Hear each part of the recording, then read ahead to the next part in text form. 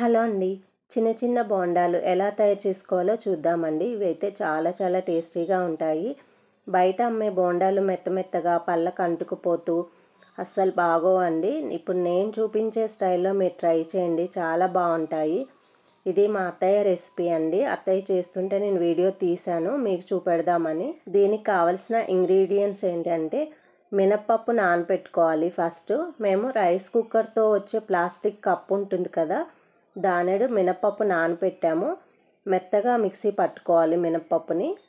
మైదా పిండి 1/2 kg వేసాము. మైదా పిండి బాగా కలుపుకోవాలండి. మైదా పిండితో చేసే ఫుడ్ ఐటమ్స్ అయితే ఎక్కువ తినకూడదు, కానీ మైదా పిండితోటే కొన్ని వంటలు చేయాల్సి ఉంటుంది కాబట్టి తప్పదు. అప్పుడప్పుడు అయితే ఓకే అండి, ఎక్కువగా అయితే తినొద్దు మైదా పిండి వంటలు. బాగా కలుపుకోవాలండి ఉండలు లేకుండా, ఎందుకంటే బోండాలు ఆయిల్లో వేసినప్పుడు అవి పేలుతాయి.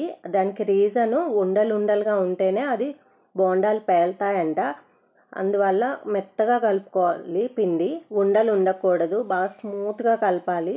దీంట్లో ఇడ్లీ పిండి కానీ దోశల పిండి కానీ కొంచెం కలుపుకోవాలండి. మేమైతే దోశల పిండి వేసాము. ఇడ్లీ పిండి వేసుకుంటే బోండాలు క్రిస్పీగా వస్తాయి, టేస్ట్ కూడా బాగుంటుంది క్రిస్పీగా ఇడ్లీ పిండి కలుపుకుంటే. దీనికి కొంచెం పెరుగు కూడా కలుపుకోవాలండి. ఒక 2 టేబుల్ స్పూన్లు పెరుగు వేసుకోవాలండి. మరి ఇంకా ఎక్కువ వేసుకోవద్దు, ఎందుకంటే పెరుగు పుల్లగా ఉంటుంది కదా. ఈ పిండి కూడా నైట్ నానబెట్టుకుంటాం మనము.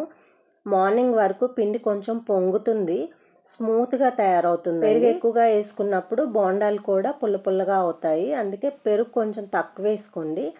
నైట్ నానబెట్టుకున్నాక మార్నింగ్ కూడా మళ్ళీ ఒకసారి బాగా కలుపుకోవాలండి పిండి. దీంట్లో రుచికి సరిపడా సాల్ట్ కలుపుకోండి. సోడా ఉప్పు అయితే వేయొద్దు.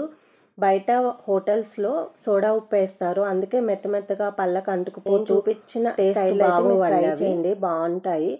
ఆయిల్లో కొంచెంగా వేసుకుంటే అవి బాగా సోడా ఉప్పు వేయలేదు కాబట్టి ఎక్కువ అవి పొంగవన్నమాట బోండాలు.